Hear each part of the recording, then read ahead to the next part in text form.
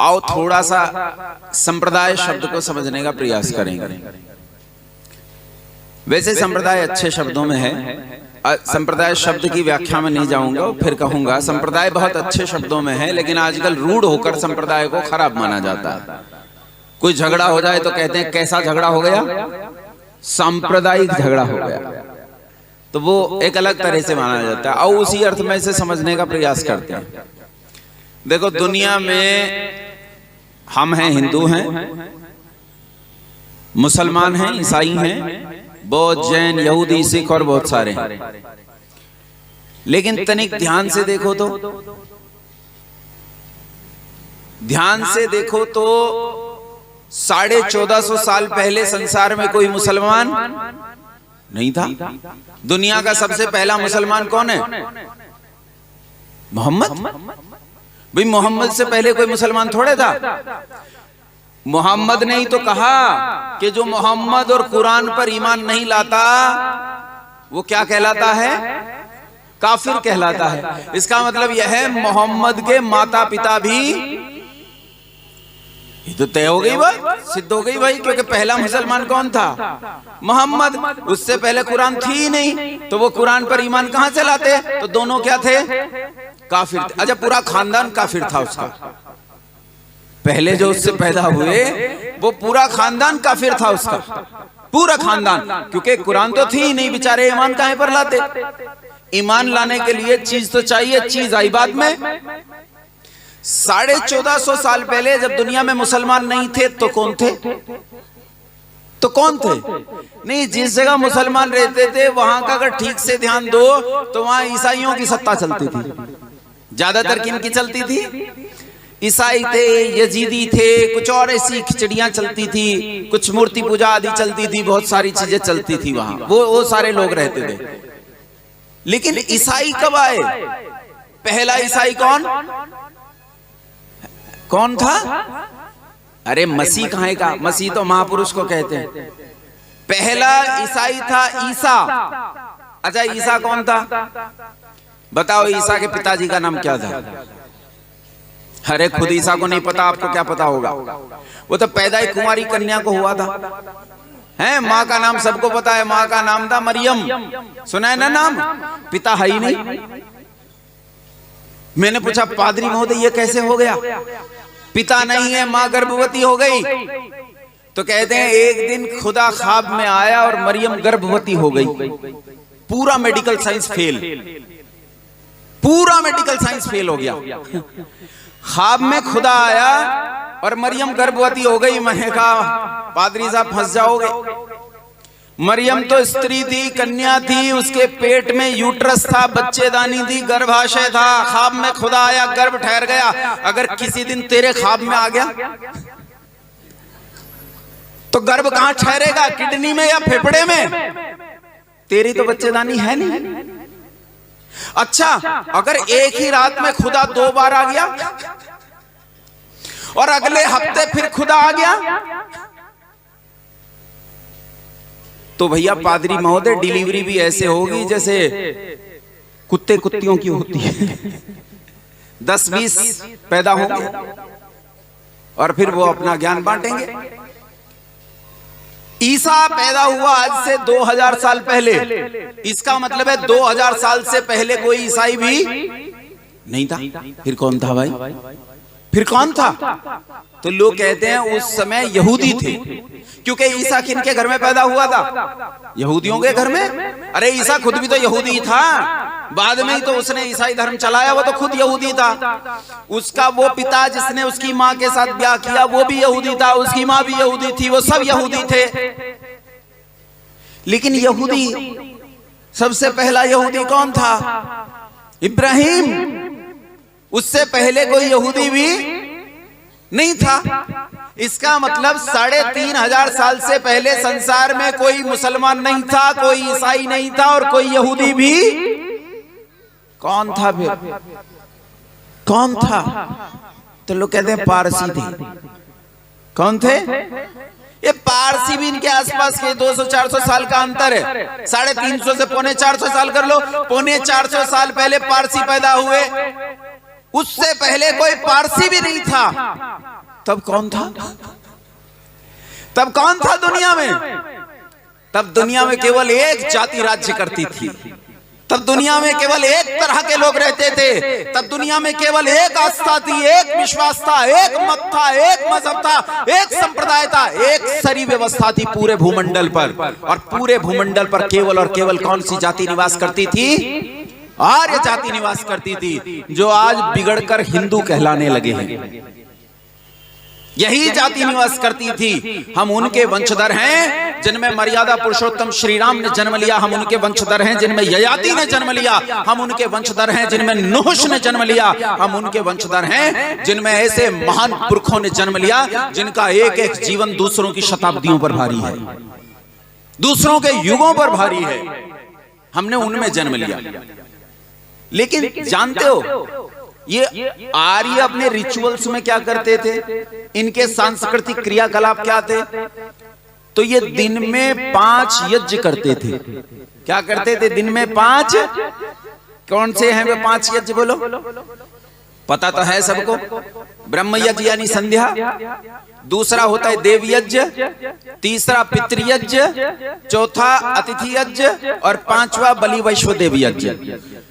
पहला क्या है? ब्रह्म यज्ञ संध्या, 2 समय सुबह शाम वो करते हैं ना, रोज खड़े होके ओम जय जगदीश हरे, स्वामी जय जगदीश हरे, भक्त जनों के संकट क्षण में दूर करें, यही संध्या है। बस ये संध्या हिंदी में कर दी गई। संध्या किस में कर दी? हिंदी में कर दी। थोड़ा सा सही है इसमें और थोड़ा सा गलत है। एक पंक्ति आती ना, मैं मूर्ख, मैं तो नहीं हूं भाई, मैं क्यों कह दूं? मैं उसमें आता मैं मूर्ख खल कामी, मैं तो मूर्ख नहीं हूं। मैं क्यों मान लूं मैं मूर्ख हूं? मैं तो नहीं मानता।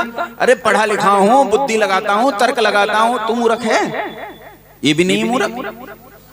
ये मेरी लड़की भी मूर्ख नहीं है, मैं भी मूर्ख नहीं हूं। बाप बेटी में दोनों कोई मूर्ख नहीं है। तो हम क्यों खड़े होकर कहें कि मैं मूर्ख खल कामी? कहना चाहिए।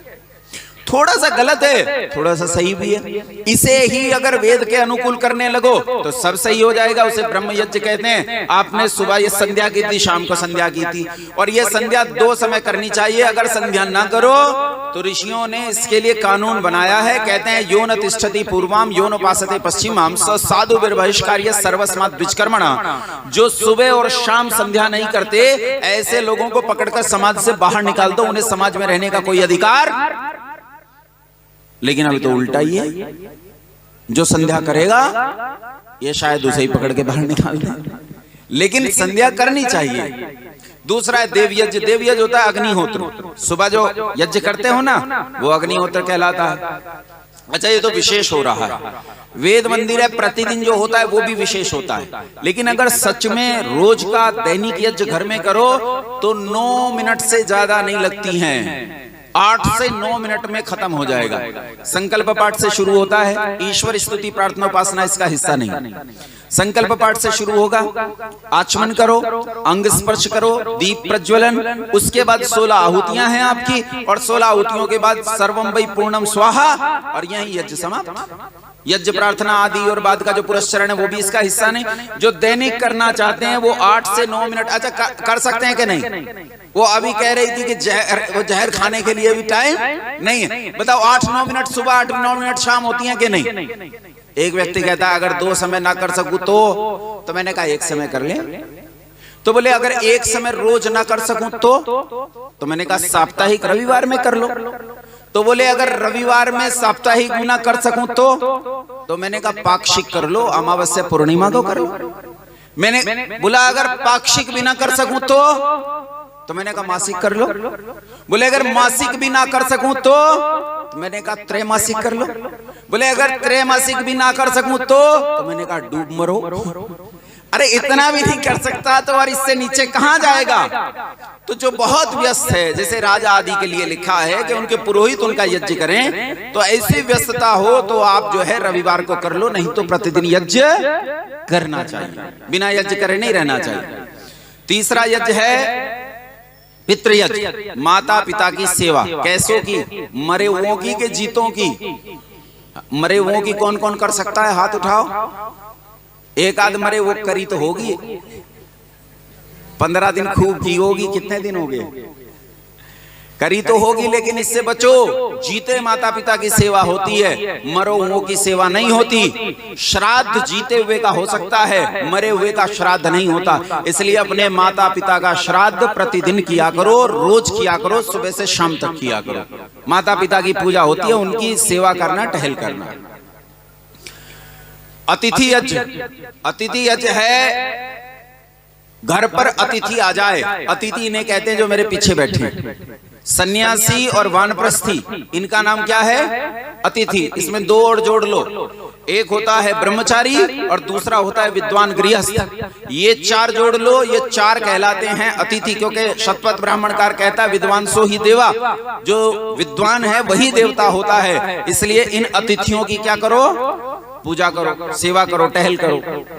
उसके बाद बलि वैश्वदेव जो तुम पर आश्रित हैं उनके लिए भोजन निकालो, चिड़ियों के लिए निकालो, गाय भैंसों के लिए निकालो, कुत्तों के लिए निकालो, अपने आसपास के मनुष्यों के लिए निकालो, सबके लिए भाग निकालो। ये करो। ये कितने यज्ञ होते हैं? 5। अच्छा, आप करते हो 5 यज्ञ? सारे? कुछ तो करते हैं, लेकिन क्या सारे करते हैं? सारे नहीं करते। अच्छा, जो दिन में ये 5 यज्ञ नहीं करते वो देखो ध्यान से, देखो ध्यान से। पारसी आज भी दुनिया में कहीं रहते हो, आर्यों के पुत्र हैं ये। मुसलमान, ईसाई, ये सब किसके पुत्र हैं? आर्यों से पैदा हुए आर्यों के पुत्र हैं। पारसी दिन में चाहे जहां रहते हैं वो पंचमहायज्ञ तो भूल गए, ठीक ठीक क्या है, लेकिन आज भी दिन में 5 बार अग्नि जलाते हैं। आज भी उस पंचमहायज्ञ का किसी न किसी रूप में पालन। पारसियों के बाद पैदा हुए यहूदी, यहूदियों ने कहा भाई ये दिन में 5 बार वेदी बनाना, उस पर यज्ञ करना, हवन करना, ये तो बहुत मुश्किल काम है, इसे थोड़ा सरल कर लें। तो दिन में 5 बार मोमबत्ती जला लिया करें। तो दिन में 5 बार मोमबत्ती जलाने लगे। उसके बाद इनसे बिगड़कर बने मुसलमान ना ईसाई। ईसाइयों ने कहा ये 5-5 बार भी काम ठीक नहीं है, रविवार के दिन जाओ और चर्च में मोमबत्ती जलाओ। अच्छा, ईमानदारी से बताओ, चर्च में जो मोमबत्ती स्टैंड होता है उसमें कितनी मोमबत्ती रखने की जगह होती है? 5 मोमबत्ती रखने की जगह होती है, 5।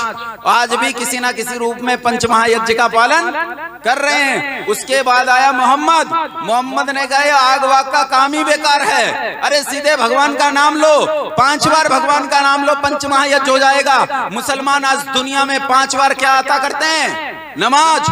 देखो आज भी अपने पिताओं की परंपरा को चाहे अपभ्रंश रूप में पाल रहे हैं या नहीं? किन्होंने छोड़ दिया? जो सीधे वंशज हैं, जो आज तक वंशज हैं, खुद को वंशज कह रहे हैं, उन्होंने छोड़ दिया। बाकी दुनिया सारी मान रही है। वापस लौटो। जो मान रहे हैं वो बढ़ रहे हैं, जो नहीं मान रहे वो घट रहे हैं। इसलिए मानो, अपने पूर्वजों की ओर जाओ, नहीं जाओगे तो विनाश सुनिश्चित है, सुनिश्चित है विनाश। बस इतनी सी बात मुझे आप लोगों के बीच में कहनी थी आज। एक छोटी सी विनती, आग्रह, प्रार्थना, व्रत ये और आपसे करना चाहता हूं। अच्छा, कितने लोग हैं जो आज से अपने जीवन में यज्ञ लाएंगे? चाहे प्रतिदिन का लाओ, चाहे हफ्ते बार लाओ, चाहे पाक्षिक लाओ, चाहे मासिक लाओ, लेकिन जीवन में लाओ। कितने लोग हैं जो यज्ञ लाएंगे अपने जीवन में? हाथ खड़े करो। घर में हवन जरूर। कुछ को तो, इधर महिलाओं को तो बहुत शर्म लग रही है, बोले कहां फंसा रहे हैं, ये खाम का बिना मतलब रोज स्वाहा स्वाहा में लग रहे हैं। अरे हाथ खड़े करो। जीवन में यज्ञ जरूर होना चाहिए, हाथ नीचे करो। अब यज्ञ की परिभाषा सुन लो, यज्ञ किसे कहते हैं। ऋषि दयानंद लिखते हैं, अग्निहोत्र से लेकर अश्वमेध आदि पर्यंत शिल्प, विद्या और परोपकार के व्यवहारों का करना यज्ञ मानता हूं।